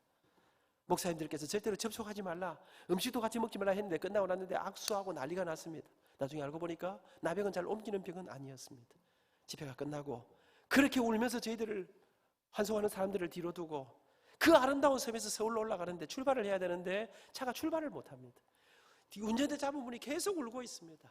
여러분 제가 그 소록도 봉고차 안에서 이게 무슨 기도인지도 모르면서 제가 하나님 앞에 울면서 약속한 게 한 가지 있습니다. 하나님, 저는 앞으로 일생에 제가 가진 모든 걸 다 동원해서 제가 앞으로 사람을 살리고 사람을 세우고 사람을 섬기는 일에 제 인생의 모든 걸 다 쏟아붓고 싶습니다. 그날 이후 아내와 저는 틈만 나면 유인부만 좀 생기면 전국에 있는 나환자촌, 고아원, 양로원, 교도소, 군부대, 소년원으로 닥치는 대로 돌기 시작했습니다. 유인부는 너무 초라했습니다. 말도 잘 못할 때입니다. 노래도 그냥 그래 들은데 가는 곳마다 반응은 폭발적이었습니다. 서대문 형무소 가면요 2000명씩 있습니다. 맨 앞자리는 사형수들이 앉아 있습니다. 그런데 여러분 사형수들이 통곡을 하면서 인내하신 곳에 주여 내 말 들으사 죄인오라 하실 때에 날 부르소서. 그런데요 사형수들이 죄야 그렇게 열심히 살면서 대학을 졸업했습니다. 대학원에 입학하고 군대 갔다 왔습니다. 말씀드린 대로 고신대 교수가 되었습니다. 여러분 열심히 살았습니다. 여러분 우리 학교는 기독교 대학입니다. 유학 갔다 오고 이제 조금씩 안정이 돼가면서는 우리 학교는 딱 기독교 대학에서 딱 기도하고 수업 시작합니다. 여러분 성악가 애들 100kg, 120kg 이랬습니다. 여러분 저는 장가 가서 딱 10kg가 또 늘었습니다. 그런데 여러분 그러면서 아이들 오지 내보다 이런 애들인데 여러분 제가 이름에도 무섭습니다. 100kg 애들이 제 앞에 오면 발발 깁니다. 근데 여러분 목소리 죽이는데 공부 안 해오지요. 요즘은 뭐 애들 때리고 이런 거 못하지 않습니까? 옛날에는요 저는 죽여버립니다. 제가 공부 안 하면 기팡매 야 이 새끼야 돈도 없고 백도 없고 아무것도 없는 놈이 공부를 안 해? 니나 내 같은 놈이 공부 안 하는 거는 임마 죄악이야 이놈의 자식아. 엄마 아버지 임마 아파트 공사장에 벽지 부딪히는 노가다 하고 있는데 네가 지금 공부를 안 하고 이놈의 새끼 나가 죽어라 이래 안 합니다. 그러면서 애들 나가 죽어비기 때문에 조심해야 됩니다. 우리는 그러고 안 하면 애가 고개 푹 숙이면 제가 손잡고 기도합니다. 여러분 제가 이 정시하면요 기도하면서 살아계신 하나님 이 세상에 아무도 우리를 주목하지 않지만 하나님이 우리 판수를 주목하시는 줄 믿습니다. 근데 하나님 우리 판수가 정신을 안 차립니다. 여러분 그러면요 100kg가 웁니다. 100kg가 울면 눈물방울이 이렇습니다. 볼만합니다. 기도하고 나면 제가 판수 다 울었나? 다시 수업합니다. 수업 끝나고 나면 제가 해주는 말이 있습니다. 판수야 포기하지 말해. 니는 노래가 밥 먹고 살 놈이대. 니 노래는 세계적이대. 판수야 포기하지 않으면 길이 있대. 포기하지 않으면 하나님이 네 길을 인도하신대. 아이들이 목숨을 걸기 시작했습니다. 이를 악물 공부해서 비행기 값에가 유학을 떠나기 시작했습니다. 여러분 손대는 아이들마다 맡겨진 일들마다 기적의 일들이 일어나기 시작했습니다. 제게 전수학과장, 전수학부장, 전수학장 여러분 나는요 나 좀 뭐 좀 시켜줘. 나 그런 거 한 적 없습니다. 그런데 어느 하도 하라 해서 또 맡기면 열심히 했더니 또 이상한 일들이 그러면서 전수처장, 전수부총장 내가 생각도 못할 일들이 그러면서 학교 안에 온갖 일들이 제게 오기 시작했습니다. 맡긴 일마다 놀라운 기적의 일들이 일어나기 시작했습니다. 교회에서 온갖 일들이 그러면서 어느 날부터인가요? 마산에서 대구에서 여러분 조금 있으면 다 끝나갑니다. 너무 언제 저 끝날라고 싶은지 너무 이제 제가 그래도 9시를 넘기거나 이렇게까지는 하지 않을 것입니다. 왜냐하면 그럼 또 내 주일인데 교회도 안 올까 싶어가지고 제가 짧게 마치 이제 곧 다 끝나가면 희망을 가지시길 바랍니다. 여러분 제가 어느 날부터가 마산에서 대구에서 여수에서 광주에서 저한테 연락이 오는데요. 이게 교회도 아니에요. 남한저초도 아니에요. 우리나라 기업체들이 정부 기관들이 사회단체들이 학교들이 교회들이 저보고 와서 강연을 하라는 거예요. 저하고 집사람하고 와서 음악회를 해달라는 거예요. 이 교회도 나는 그런 거 하는 사람 아니라 그랬어요. 여러분 옛날에는 간정집회 이런 거 안 해서 나 안 갔습니다. 내가 죽다 살아는 사람도 아니고요. 그런데 기업체들이 자꾸 하도 오라는 거 제가 그 참 사람 이상하네. 그래서 제가 잊지 못해요. 대구 팔분산 관광호텔에서 대구의 한 기업체에서 오전 오후 직원 사원 연수를 해달라는 거예요. 나는 연수를 그러니까 전문적으로 내가 그렇게 하는 사람이 아니지 않습니까? 그래서 제가 하여튼 근데 당신 어디서 한 걸 하라는 거예요. 그래서 제가 가서 했죠. 열심히 했어요. 근데 딱 끝나고 나니까요. 봉투를 하나 주는데 나는 노래하고 이런 거 하면 돈 주는 줄 몰랐어요. 왜냐면 맨날 유인품 들고 돌아다니다가 근데 봉투를 와서 열어보니까 우와 내 봉급보다 많이 들은 거예요. 물론 내 봉급이 그때 워낙 적기는 했습니다. 그런데 여러분 이게 문제가 아니고 한 곳에 갔다 오면 이 사장님이 나발을 보고 자기 친구들을 해가지고요. 이게 한 곳에 갔다 오면 5곳 10곳에서 부르는데 이게 마산에서 대구로 대전으로 서울로 폭발하는데 학생들은 몰려오고 일들은 넘으니까 교회에서 그러면서 막 집사람하고 입에 단내가 날 정도로 주체할 수 없는 스케줄들이 오는데 정신없이 살았습니다. 여러분 정말로 찢어지게 가난할 때는 우리 집에 빚더미만 있던 집이 조금씩 변하기도 시작했습니다. 그렇게 80년대가 지나갔습니다. 88 올림픽이 끝나고 1990년대가 들어왔습니다. 우리 자매 태어났습니까? 태어났습니까? 연세가 좀 되시네요. 젊어 보이는데. 여러분 88 올림픽 끝나고 1990년대 들어오면서 우리나라 여행 자유화 시대가 열립니다. 90년대에 딱 들어왔는데 나는 미국에 한 번도 가본 적이 없는데 미국에서 비행기표 2장하고 초청장을 보내주시면서 미국에 오라는 거예요. 저를 어떻게 하십니까 했더니 서울의 한 교회가요. 제가 3일 동안 뭘 했는데 이거를 카세트 테이프에 담아가지고 8개를 만들어가지고 내도 모르는 거를 전 세계로 뿌리놓은 거예요. 이게 내도 모르는 게 돌아다니고 있어요. 내도 그거 좀 들어봅시다. 들어보니까 누가 말을 엄청 빨리 하고 있는 거예요. 낸 줄도 몰랐어요 처음에는. 이게 누가 이래 빨리 하노? 이게 누굽니까 했더니 자기가 해놓고 내가 이런. 여러분 제가 그러면서 미국 갔죠. 와 미국 진짜 잘 살대요. 저는 그때 천당 가면 이렇게 했다. 융숭한 대접을 받아서 여러분 가는 곳마다 꿈틀같은 집회를 하고 돌아왔습니다. 5개월쯤 됐는데 미국의 기독 언론사에서 뉴욕을 비롯한 5개 도시 앵콜쇼를 하자는 거예요. 여러분 이 촌놈이에요. 그래 갔습니다. 5개월 동안 그 5개 도시를 돌면서 갔다 왔습니다. 그날 이후 여러분 저는요 제가 이런 유 목사님 같이 이런 여러분 정말 한국 교회를 이끌어 이런 분하고 제가 이렇게 앉아서 밥 먹고 이거 사실 제가요 저는 제 주제를 잘 알고 있거든요. 이런 데 와서 이런 거 설치고 이런 게 저는 부산 경남이 적절한 사람이라고 생각하는데요. 그날 이후 내 인생에 상상도 못할 일이 미국, 일본, 중국, 영국, 호주, 뉴질랜드, 스위스, 러시아, 벨기에, 브라질, 파라과이, 아르헨티나 세계 방방 곳곳에서 부르기 시작했습니다. 여러분 그날 이후 저는 지금까지 한 65개국을 다니면서 지금도 여러분 제가 요새 총장한다고 바쁜데요. 곳곳에서 오라고 상상도 할 수 없는 일들이 일어나기 시작했습니다. 어느 날 삼성에서, 어느 날 현대에서, 일랜드에서, 사법연수원에서, 소방방재청에서 여러분 소방방재하고 자꾸 무슨 상관이 있겠습니까? 도대체 내가 이해할 수 없는 곳에서 오라 하는 거예요. 어느 날 전화가 왔어요. 근데 보니까 발신제한 번호라. 안민입니다 이랬더니 국정원입니다 이라는 거예요. 국정원이 뭐 하는 데입니까? 간첩 잡는 데 아닙니까? 제가 그랬죠. 왜 이러십니까? 나는 공산당을 싫어합니다. 우리 할아버지가 평안북도 신의주 용천에서 장로님이셨습니다. 기주였습니다. 김일성이 들어와서 우리 할아버지에게서 땅을 빼앗아가는 이상한 움직임 속에 할아버지가 우리 아버지가 막내 아드님인데요. 빨리 남쪽으로 내려가거라. 곧 따라가마. 그래놓고 아무도 못 내려오셨습니다. 우리 어머니에게 제가 얼마나 그 사람들이 독한 사람들인가 나쁜 사람들인가를 제가 얼마나 많이 들었습니까? 국정원 말만 들어도 가슴이 이상한데 교수님 그게 아니고요. 오셔서 강연을 좀 해주세요. 제가 저는 교회 다니면서 뭐 예수 믿으라 이런 거 하는 사람인데 그래도 됩니까? 이랬더니 여기서 그러시면 안 되고요. 그러면서 주제는 변화입니다. 우리가 어떻게 변화해야 될까를 좀 말씀해 주십시오. 여러분 저는 이제 오늘 말씀을 맺어볼까 합니다. 저는 가는 곳마다 이런 이야기하고 있습니다. 나는 내 인생 20살에 죽음의 절망을 맛보았습니다. 이 세상 어디에도 제가 갈 길은 보이지 않았습니다. 희망도 보이지 않았습니다. 나는 예수를 믿는 기독교 교인입니다. 우리는 힘들고 어려울 때 길이 보이지 않을 때 우리에게 길을 열어달라고 우리가 믿는 그분에게 기도를 합니다. 근데 아무리 울어도 아무리 기도를 해도 그분의 응답은 없었습니다. 근데 어느 날 내게 드디어 응답이 왔는데 그 응답은 너무나 야속한 것이었습니다. 그분은 제게 이렇게 말씀하셨습니다. 안민아 달라달라 하지 말고 네가 가진 것을 먼저 내놓으라. 아무리 몸부림쳐도 나는 가진 게 없었습니다. 어느 날 새벽에 그렇게 울면서 더 이상 기도도 못하고 주저앉아 버린 내게 그분이 직접 찾아오셨습니다. 그분은 내 눈물을 닦으시면서 나는 내가 가진 줄 몰랐습니다. 이게 내가 무슨 가진 거라고 생각도 한 적이 없었는데 그분은 내 가슴 속에서 내가 꿈에도 생각하지 못했던 노래라고 하는, 젊음이라고 하는, 열정이라고 하는, 부지런함이라고 하는, 이 세상에 아무도 손잡고 싶어 하지 않은 사람에게 손을 내미는 긍휼이라고 하는, 위로라고 하는, 섬김이라고 하는, 나눔이라고 하는, 사랑이라고 하는, 십자가라고 하는, 복음이라고 하는, 내 작은 노래 속에 내 작은 섬김과 생명의 복음을 담아 이 땅에 절망한 사람들에게 나눠주던 어느 날, 그렇게 정신없이 달려오던 어느 날 내 인생의 뒤를 돌아보니 나는 우리 아버지가 물려준 그 지긋지긋한 빚들이 평생에 안 없어질 줄 알았습니다. 근데 어느 날 살다 보니 그 집이 없어졌더라고요. 여러분, 나는 평생에 집 같은 거 없을 줄 알았는데 집도 생겼더라고요.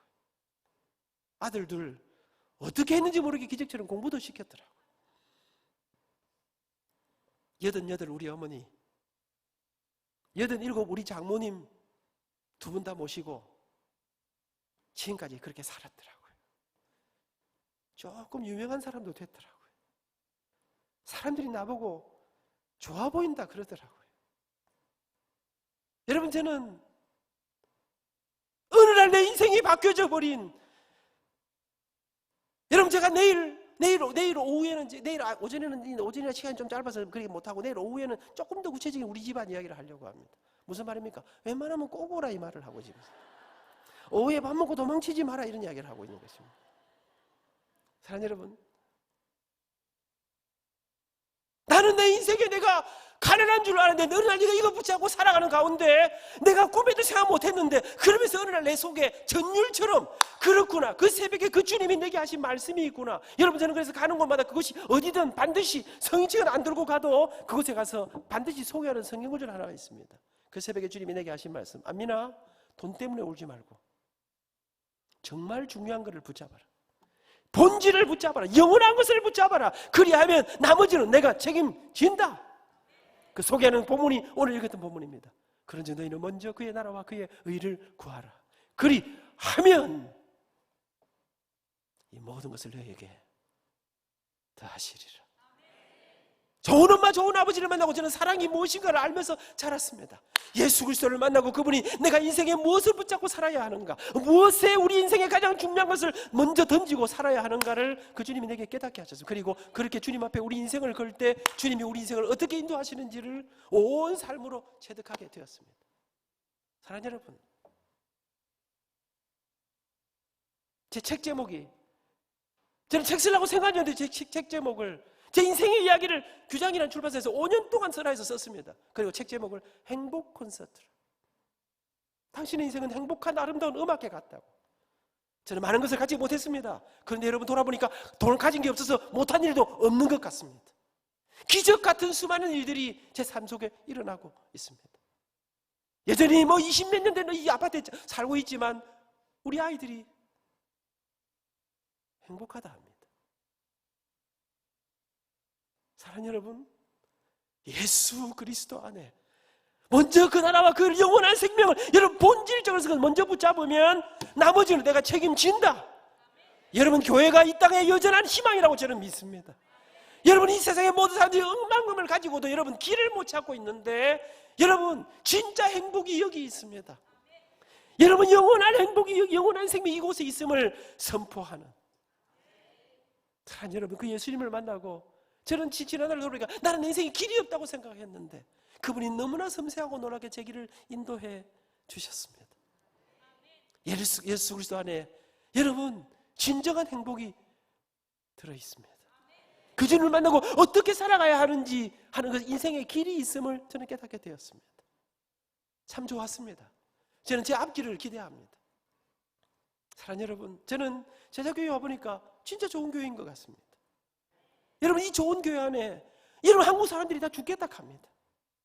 그런데 우리가 여기 이곳에 희망이 있음을, 교회가 이 땅의 희망임을 여러분 우리의 삶을 통해 증거해야 되지 않겠습니까? 오늘은 제가 이곳에서 일을 하겠습니다. 여러분, 제가 와보니까요 놀라워요. 초등학생들이 너무 잘 듣고 있어요. 너무 이 중학생들이 너무 집중하고 있어요. 이미 집중할 시간이 지났어요. 그런데 오늘 엄마 아버지에게 끌려온 여러분, 오늘은 제가 했어요. 우리나라가 갈 길이 안 보인대요. 10년 후, 20년 후 여러분이 다시 이 나라의 희망이 되어줘야 된다고 저는 믿습니다. 우리 교회가 바로 그 기적의 이야기들을, 기적의 역사들을 써내려가는, 제가 우리 유목사님 뵈니까요 굉장하신 것 같아요. 30년을 한결같이 여러분과 함께 이 아름다움을, 그리고 정말 놀라운 큰 영향력을 미치는데, 저는 우리 교회 안에서 유목사님의 말씀을 먹고 이 말씀에 순종함으로 내일 오후에는 구체적으로 그러면 그 놀라운 행복한 삶을 어떻게 예수 그리스도를 만나고 우리가 어떻게 살아가야 하는가에 그 진짜 멋지게 사는 비결, 진짜 행복한 비결, 진짜 성공하는 비결, 그런 게 있나? 그런 게 있습니다. 와, 다 의식이 선전하네. 사랑하는 여러분, 저는 우리 교회가 바로 그 기적의 이야기들로 여전히 이 세상의 희망이 되는 그런 교회가 되어야 된다고 믿습니다. 나머지 이야기는 내일 하겠습니다. 여러분의 삶에, 우리의 삶 속에 그 주님 앞에 우리 인생을 한번 걸므로 하나님의 기적을 경험하는 축복의 삶이 될 수 있기를 축복합니다. 감사합니다. 내일 뵙겠습니다.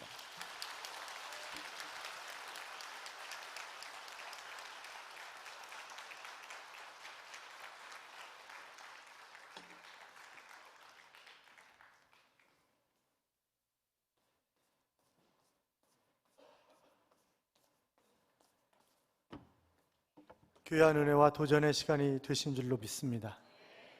장로님이 만난 하나님이 우리의 하나님이십니다. 그분이 우리에게도 놀라운 역사를 이루실 줄로 믿습니다. 일어서십시오.